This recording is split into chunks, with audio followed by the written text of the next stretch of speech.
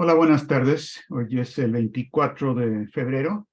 Esto es el informe semanal del movimiento larouchista. Mi nombre es Denis Small. Y esta semana realmente ha sido una semana muy decisiva, empezando con la manifestación el domingo pasado, el 19 de febrero, en la ciudad de Washington, en el monumento a Lincoln, que realizamos junto con muchos otros grupos, tanto de derecha y de izquierda. Ahorita vamos a comentar un poco sobre eso. Y manifestaciones en contra de la guerra nuclear y a favor de la paz y una solución negociada, no solamente en Washington, sino en otra media docena de ciudades en Estados Unidos, también en la Ciudad de México el domingo. Y para mañana en Europa van a haber manifestaciones en las que nosotros vamos a participar, en tanto Instituto Schiller en Berlín, en Bonn, Colonia, Roma, París, Copenhague, Estocolmo y también en la base aérea de Ramstein. Creo que eso va a ser el domingo, no el sábado. En fin, hay mucho que se está moviendo, pero digo que esta semana ha sido realmente decisiva porque estamos en uno de esos momentos coyunturales cuando las cosas pueden ir o muy bien o muy mal.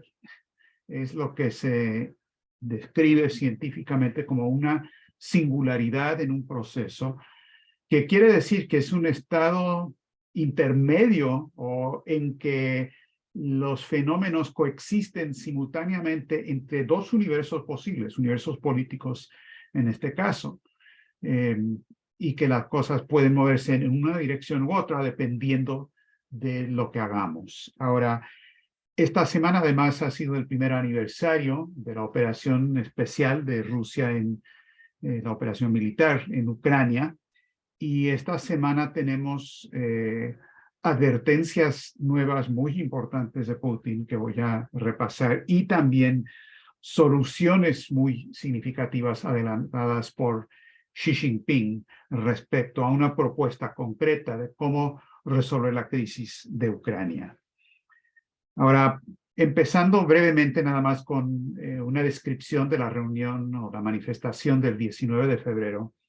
Esto tuvo una participación, yo diría, de unas 3.000 personas, que es bastante, dadas las circunstancias, porque por mucho tiempo casi no han habido manifestaciones en Estados Unidos, desde el 6 de enero del año pasado, cuando hubo todo el incidente en el Congreso y toda la crisis de seguridad y demás. Casi no se permitía nada en Washington y se había desarrollado un ambiente de tapar cualquier expresión de disidencia, y sigue habiendo ese ambiente. Sin embargo, pudimos juntar, y esta es la parte más importante, grupos de derecha y de izquierda que comparten la idea de parar la guerra, de parar a la OTAN, de prohibir cualquier posibilidad de guerra nuclear y una serie de otras demandas, pero con la idea básica de que no puede seguir adelante esta guerra y tienen que haber soluciones. Los dos grupos que organizaron la reunión, el Partido del Pueblo de la izquierda y el Partido Libertario de la derecha, eh, llamaron a la manifestación y muchos otros grupos participaron. Participó el Instituto Schiller, participó el grupo de Assange y muchos otros grupos. Pero yo tengo que enfatizar por razones evidentes la importancia de la participación del movimiento de la RUSH en esto, porque en otras circunstancias de las últimas décadas, verdaderamente, por toda la satanización que la oligarquía ha hecho de la RUSH, habíamos tenido una situación donde, bueno, éramos el demonio, es decir, la idea que habían difundido respecto a la RUSH y su encarcelamiento para aterrar a cualquier persona para que no se acercara a la RUSH. Precisamente lo que hemos estado tratando de corregir por años y décadas realmente, que es la exoneración del Lindo LaRouche y la exoneración de sus ideas. Ahora, resultó en esta reunión que por el mismo ambiente que se había forjado entre los grupos diferentes, de que queríamos dejar a un lado todas las otras diferencias para retomarlas después, no para pretender que no existen, pero ante la urgencia de parar una posible guerra termonuclear, todo lo demás quedaba en segundo plano. Y se creó un ambiente muy colegial, de mucha cooperación entre gente que tiene puntos de vista muy diferentes sobre economía, sobre ecología, sobre diferentes temas. Y por lo tanto, cada vez que había un ataque en contra de uno de los grupos, había cierta oposición combinada y no prosperaron, salvo en algunos pocos casos, el caso de Scott Ritter, que sí lograron sacarlo de la lista de los ponentes principales. Pero fuera de eso se creó un ambiente muy propicio para la participación de LaRouche y las ideas de Lyndon LaRouche. Fue en cierto sentido la exoneración o el inicio de la exoneración de una manera más práctica. No la que requerimos, pero sí de una manera muy práctica, y esto tuvo un impacto muy grande porque, francamente, somos los que trajimos las ideas de la solución a esa reunión. Nada más de la descripción del problema y las denuncias, sino cuáles pueden ser las soluciones. Participaron, y esto no era esperado ni por nosotros mismos, participó Helga Sepp-LaRouche en la forma de un video que presentaron los organizadores de la reunión de Steven Starr, que muchos de ustedes conocen, el científico norteamericano que denuncia lo que pasaría de librarse una guerra nuclear, un video corto de 3 minutos, que es una animación de lo que sería ese proceso y que termina con un pequeño informe de 1 minuto por parte de Helga LaRouche sobre los requerimientos de una nueva arquitectura internacional de seguridad y desarrollo. Y eso lo pusieron en una pantalla enorme ante la manifestación y Helga participó de esa manera. Francamente, ni sabíamos que eso iba a ocurrir. Una sorpresa muy grata, muy importante. Visible en toda la manifestación, si vieron fotos o vieron videos, en todos lados las grandes mantas que llevamos nosotros del Instituto Schiller sobre la solución, la importancia de BRICS Plus, la importancia de la propuesta del Papa, la importancia de la idea de Lula de formar un club de países a favor de la paz y la importancia de la solución económica principalmente que LaRouche ha planteado con la nueva ruta de la seda.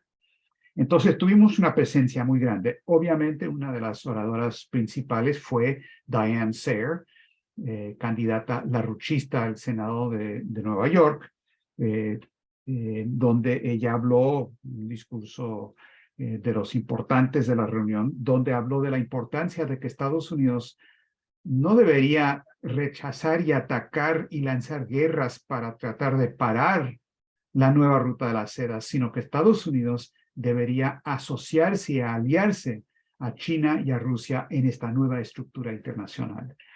Y trazó los elementos históricos de lo mismo. En Lincoln, en Roosevelt, en Kennedy, en Martin Luther King, que había hablado ahí mismo ante el memorial, el monumento a Lincoln, con su famoso discurso que yo tengo un sueño. Entonces, esto tuvo un impacto muy grande y también habló al final José Vega, un miembro joven de nuestro movimiento que es muy conocido en todo Twitter y Internet, YouTube y demás por las diferentes intervenciones que él y el otro compañero nuestro, Kainer Fisseltoy, han tenido en contra de políticos vendidos, de demócratas, republicanos y demás, exigiendo que cambien la política de guerra contra Rusia. También hablaron 4 ex candidatos presidenciales, Tulsi Gabbard, también ex diputada por el estado de Hawái, dio un discurso muy bueno denunciando el peligro de guerra nuclear. Denis Kucinich, también es ex congresista, ex candidato presidencial. Jill Stein, que fue candidata del Partido Verde a la presidencia, y también Ron Paul, también candidato a la presidencia, ex congresista y jefe, gurú del Partido Libertario, es decir, de la derecha. Bueno, pero para verdaderamente entender el significado de esto que les acabo de describir, porque esto es una descripción nada más, pero ¿cómo encaja esto con todo el cuadro estratégico? vayamos a eso. Esta fue una semana donde hemos estado en la cuerda floja respecto a la guerra y la expansión a una confrontación nuclear y las posibilidades de una solución pacífica.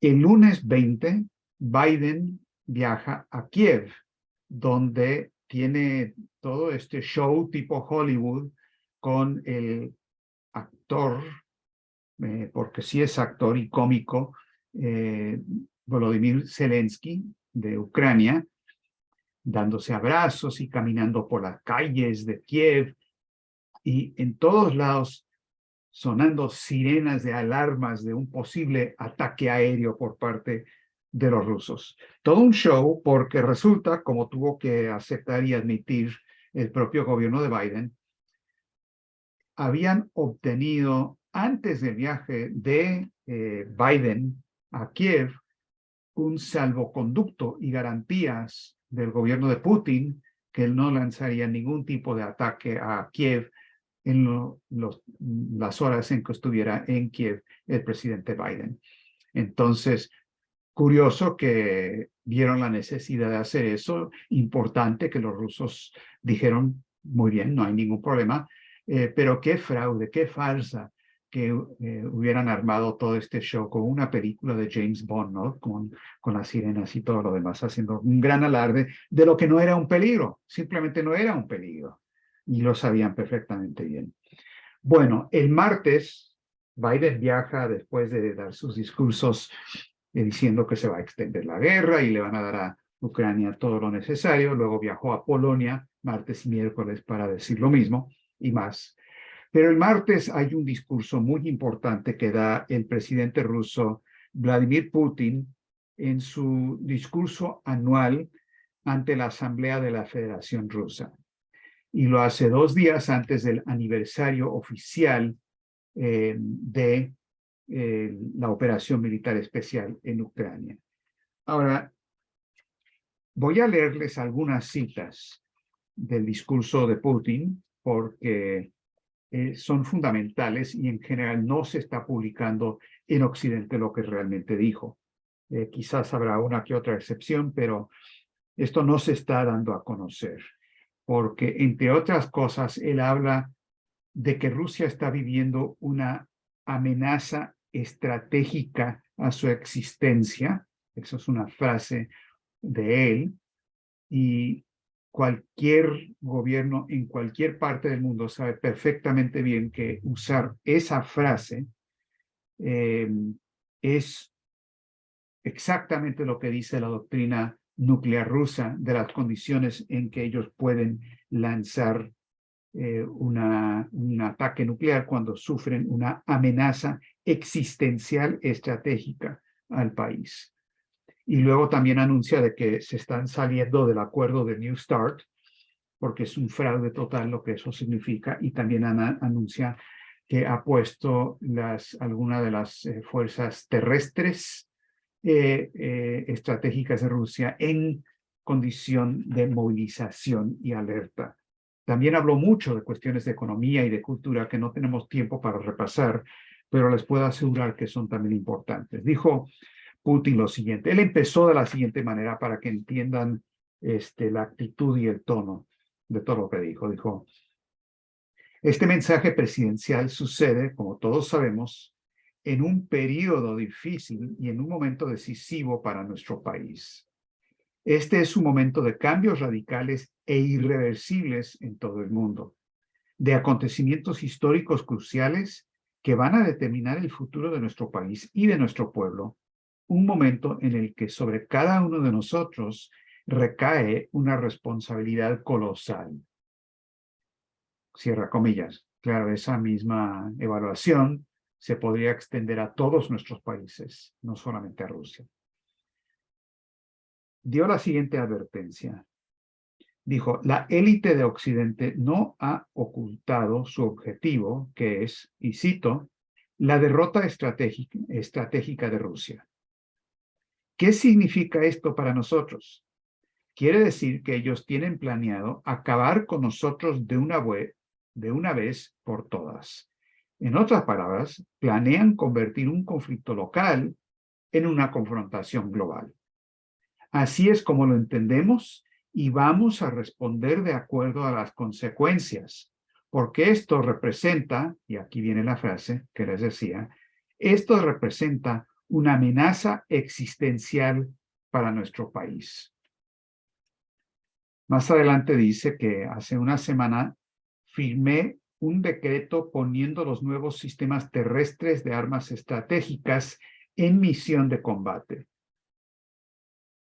Y la parte de por qué están suspendiendo su participación en el Tratado de START, no se están saliendo del tratado, están suspendiendo por el momento su participación. Dicen, ellos en Occidente buscan asestarnos una derrota estratégica y penetrar nuestros emplazamientos nucleares. En este sentido, me veo forzado a anunciar hoy que Rusia suspende su participación en el nuevo Tratado START. Repito, no nos estamos saliendo del tratado, sino que estamos suspendiendo nuestra participación. Y luego dice que la OTAN le había exigido a Rusia que tenga el derecho de seguir examinando las bases estratégicas donde tienen armas nucleares los rusos, que es lo que requiere la START, cuando ellos lo han suspendido en Occidente y cuando esas mismas bases en la base aérea de Engels, que es donde tienen algunos de los bombarderos estratégicos, fueron víctima de un ataque por drones ucranianos, es decir, de la OTAN, hace algunas semanas. Y Putin dice, ni siquiera sé cómo referirme a esto. Es una especie de teatro del absurdo. Sabemos que Occidente está involucrado directamente en los intentos del régimen de Kiev para atacar las bases de nuestra aviación estratégica. Y dice, y ahora quieren inspeccionar nuestras instalaciones de defensa en las actuales circunstancias y la confrontación de hoy en día. Esto simplemente suena como una sandez. Dijo, hace una semana firmé un decreto por el que se pone en servicio de combate nuevos sistemas terrestres de armas estratégicas. ¿También van a meter sus narices allí? Y así por el estilo, es lo que dijo Putin. Entonces, una advertencia de nuevo de primer orden sobre lo que está pasando. Eso fue el martes. El miércoles llaman a la embajadora estadounidense en Moscú, Tracy, y le dan una protesta oficial de que Estados Unidos está involucrado militarmente en la guerra en Ucrania en contra de Rusia y que esto es inaceptable. El jueves Putin tiene una manifestación pública con el pueblo de Rusia. Unas 200,000 personas, dicen, en un estadio de fútbol que con 100,000 personas más o menos adentro y otras 100,000 personas afuera. Y ahí anuncia que Rusia está avanzando rápidamente con el despliegue, la producción y el despliegue de los misiles intercontinentales Cermat y de nuevos misiles hipersónicos, tanto en aire y en mar.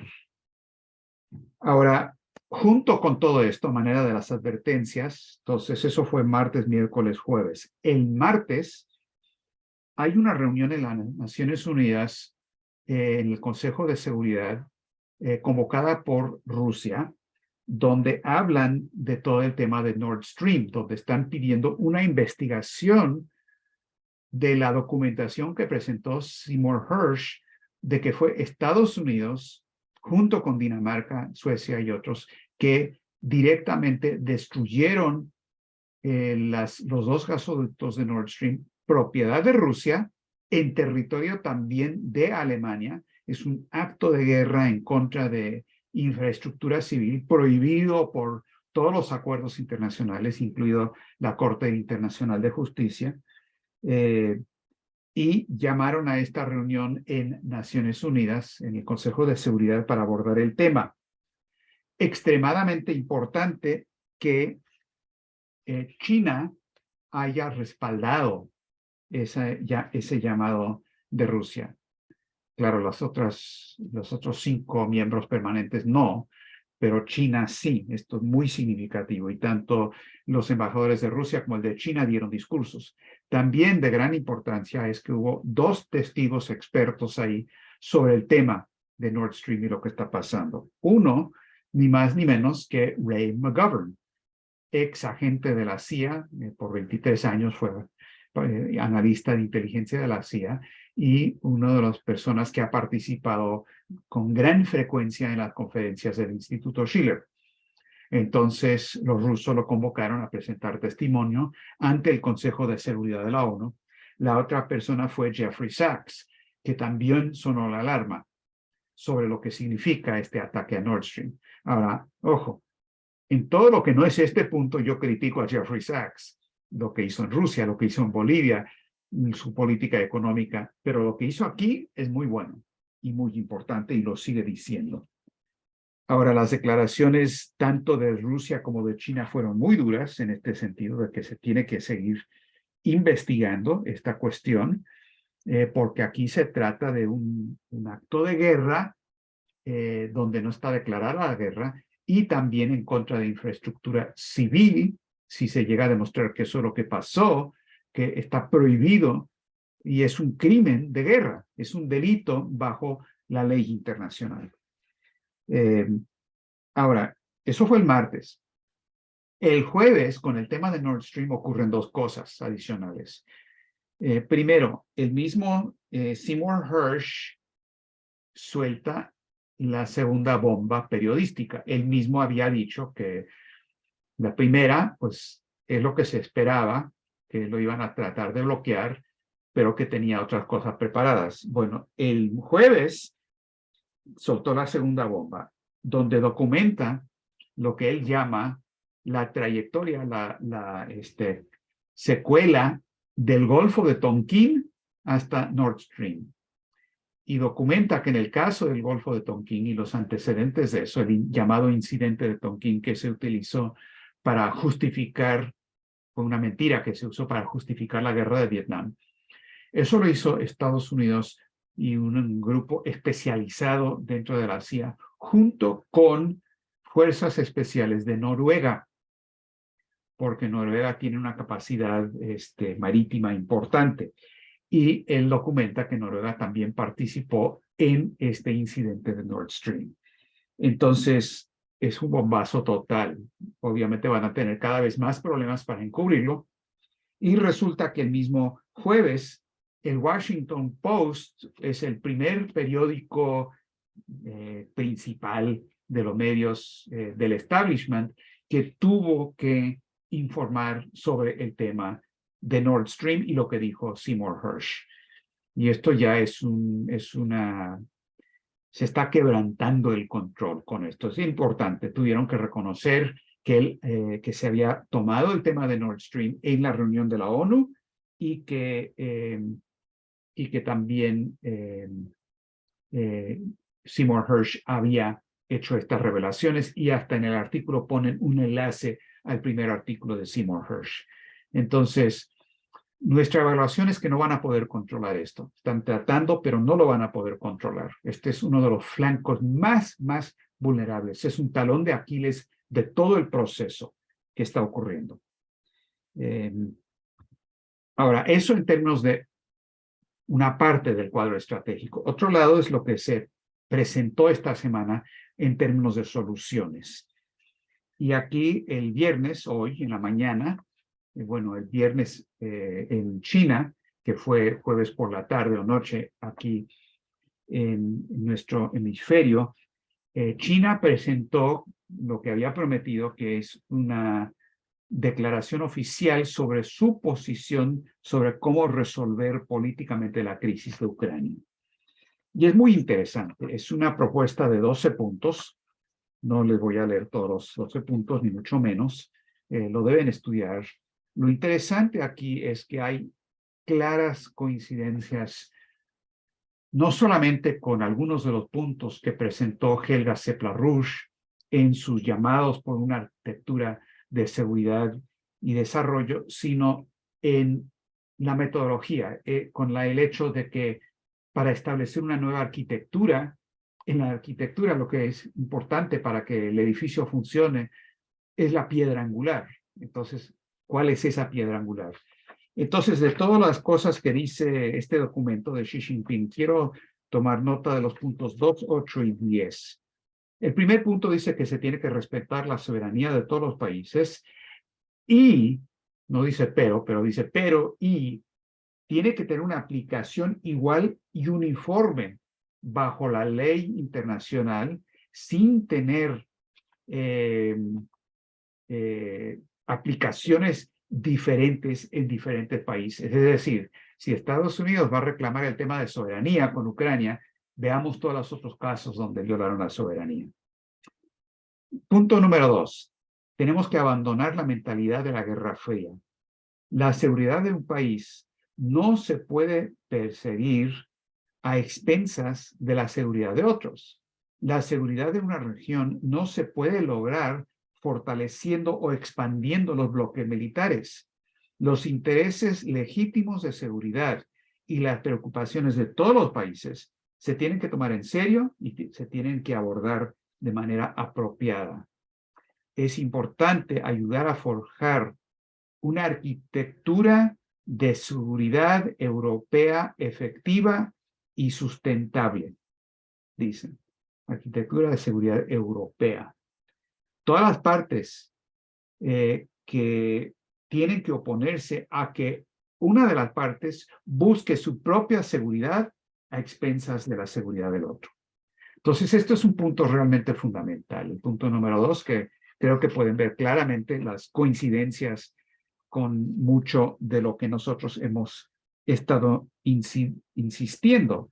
Ahora, por supuesto, lo rechazó el gobierno de Alemania, lo rechazó Jake Sullivan, que no es nada significativo, etcétera, etcétera. Pero a ver, ¿cuál es entonces esta coyuntura, esta dualidad del momento? Bueno, primero, hay un artículo del Financial Times que revela la gran preocupación de los intereses británicos respecto al cuadro actual y cómo resolverlo. Ellos están muy preocupados. Dicen, la propuesta de Xi Jinping, cuando la haga, y ya la hizo, seguramente va a tener el apoyo de los países del sur, porque China presenta su visión como la de un diálogo de paz entre Rusia y Ucrania y subrayará los costos económicos mundiales de una guerra prolongada, y esto contaría con un apoyo considerable en grandes partes del sur global. Y luego el Financial Times se queja de que en la reunión de seguridad de Múnich había entre los países del sur, y esta es una cita, una preocupación mucho mayor por cuestiones como la inflación, la deuda, el aumento de los precios de la energía y la seguridad alimentaria que por la guerra en Ucrania. Entonces, ahí uno de los problemas centrales que tienen los británicos, que el sur simplemente no está de acuerdo. Quizás no lo diga constantemente, quizás no lo puedan decir de la manera que nos gustaría, pero ellos están más preocupados con la depresión económica y con la supervivencia de sus poblaciones que las locuras que están planteando los señores de la OTAN en cuanto a las guerras. Luego hay un artículo muy pertinente del diario de Washington que se llama Político, que dice lo siguiente, dice, Washington le está diciendo a Zelensky que tiene que actuar ya para lanzar una ofensiva porque no está nada seguro que haya apoyo en Occidente y en particular en Estados Unidos un poco más adelante para el suministro total de armas como han estado recibiendo hasta el momento. Y que se tiene que mover ya, porque si no, no va a ser tan fácil. Además, dice Político, confirma lo que dice el Financial Times, el sur no está de acuerdo y están opuestos a todo esto. Ahora, la oposición que mencionan en el Político son dos cosas. Primero, que en el Congreso hay republicanos que no quieren seguir dándole a Ucrania todo el dinero y todas las armas que solicitan. Y también dicen que el expresidente Donald Trump está haciendo campaña política tocando el tema de la guerra. Pero el problema que tienen es más profundo todavía de lo que reconoce político. Por ejemplo, esta semana, el congresista Comer, republicano, presentó un proyecto de ley que exige que el gobierno de la Casa Blanca dé explicaciones dentro de 14 días sobre cómo se han gastado los 113.000 millones de dólares que le han regalado a Ucrania, porque hay claras evidencias de corrupción total y simplemente no hay transparencia. Entonces, esto es una ofensiva importante, si bien tímida, pero muy importante por parte de un sector republicano. Luego, otro republicano de nombre Gates dice, presentó una resolución de que Estados Unidos tiene que sacar todas las tropas de Siria de inmediato. Luego hay dos congresistas demócratas, para que vean cómo está funcionando esta cuestión de izquierda-derecha, la congresista Lee y Pocan, que presentaron un proyecto de ley que propone quitarle 100.000 millones de dólares al presupuesto del Pentágono y colocar ese dinero para otros fines de la población y demás. Y los dos hacen referencia explícita por nombre al complejo militar industrial, la famosa frase de Eisenhower. Entonces, como pueden ver aquí, ya está empezando a ver, si bien de manera muy tímida y muy lenta, pero de todas maneras, exactamente las fisuras que tanto teme Financial Times y Político, que requieren que actúen de inmediato para una provocación grande, porque si no, se les va a ir el momento. Es en este contexto y el contexto continuo del desplome económico de todo el sistema financiero, es en este contexto que ocurre la manifestación del 19 de febrero. Lo que le da su importancia es el contexto y el hecho de que se están empezando a juntar fuerzas de izquierda y derecha en torno a un propósito común que intersecta este proceso estratégico de una manera donde los británicos están verdaderamente muy vulnerables. Quiero concluir con lo que dijo Helga Sepp-LaRouche en comentarios esta semana sobre este proceso que se ha iniciado con la manifestación del 19 de febrero. Dice que esto de la discusión de parar la guerra es importantísimo, es absolutamente necesario. Dice, pero no es suficiente una movilización antiguerra. Necesitamos una discusión sobre cuál debe ser el orden mundial después de que detengamos el peligro de guerra, porque no basta con estar en contra de la guerra. La gran interrogante es, ¿cómo podemos, en tanto especie humana, darnos un orden que permita la cooperación y la coexistencia de todas las naciones de este planeta en beneficio de todos?